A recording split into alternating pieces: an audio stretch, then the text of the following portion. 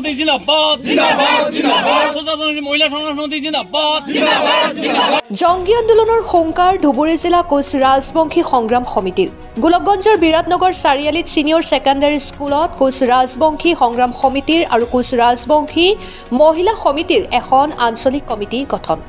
কোচ ৰাজবংশী সংগ্ৰাম সমিতিৰ ধুবুৰী জিলা সভাপতি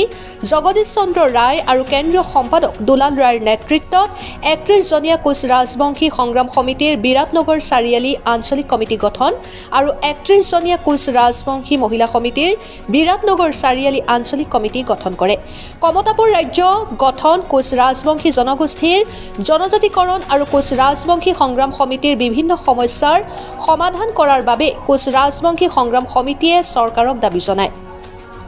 আজিৰ নৱগঠিত কমিটিখন আগন্তুক দিনত শক্তিশালী ৰূপে কাম কৰিব বুলি মন্তব্য কৰে সমান্তৰালকৈ অহা ৮ জানুৱাৰীত বীৰ চিলাৰায় মেলা ময়দানত গণ সমাৱেশ হ'বলৈ গৈ আছে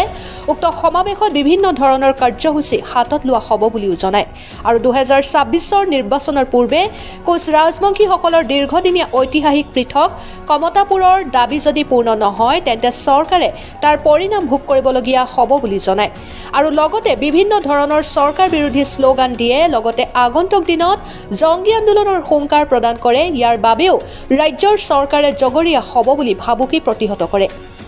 আগমনিৰ পৰা বিজু ৰয়ৰ ৰিপৰ্ট অৰুণোদয় আসাম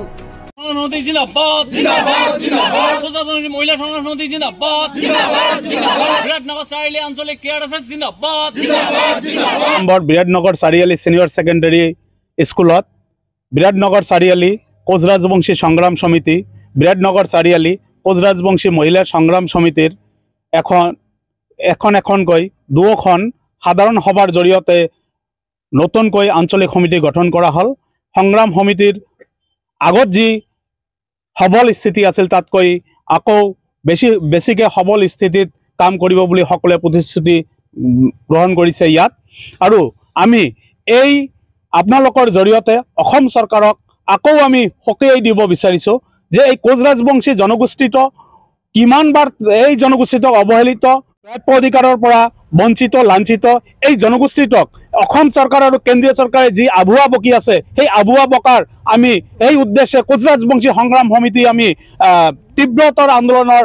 আন্দোলন গঢ়ি তুলিম আৰু আমি সকীয়াই দিছোঁ কোচ ৰাজবংশী সংগ্ৰাম সমিতিৰ অংশীদাৰী দল সংগঠন মানে কোচ ৰাজবংশী ঐক্য মঞ্চৰ জৰিয়তে আমি যিবিলাক আমি আন্দোলন কাৰ্যসূচী হাতত লৈছোঁ সেইবিলাকতো সকীয়াই দিছোঁ আৰু কোচ ৰাজবংশী জনগোষ্ঠীয় আমাৰ যিটো বিৰাটনগৰ চাৰিআলি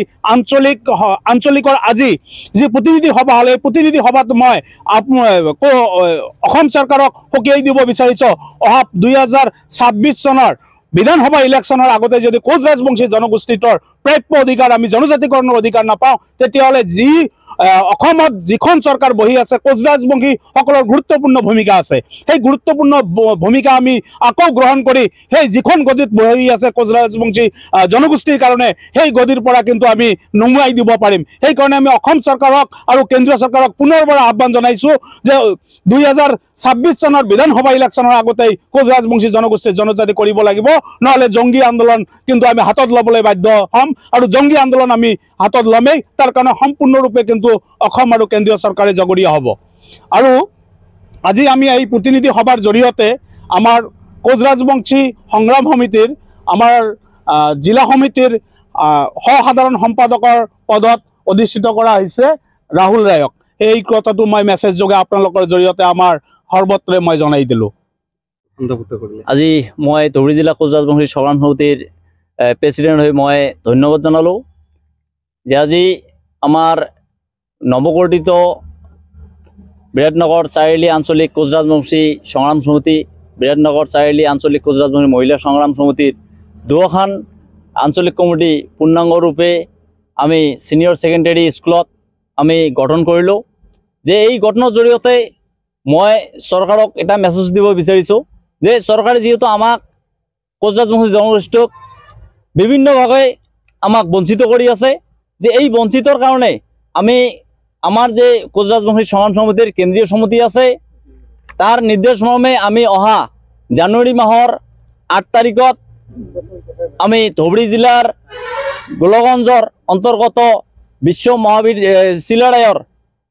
মেলা ময়দানত আমি এখন মানে জনসমাৱেশৰ আয়োজন কৰিছোঁ। সেই আয়োজনত আমি চৰকাৰক দেখুৱাই দিম যে আমি কোচ ৰাজবংশী জনগোষ্ঠীয়ে যে আমাক যে সুদীৰ্ঘ দিন ধৰি যে আমাক মানে লাঞ্ছিত বঞ্চিত কৰি আছে, যে আমি তাতে আমি অহা জানুৱাৰীৰ 8 তাৰিখত আমি বিভিন্ন আন্দোলনৰ কাৰ্যসূচী আমি ঘোষণা কৰিম।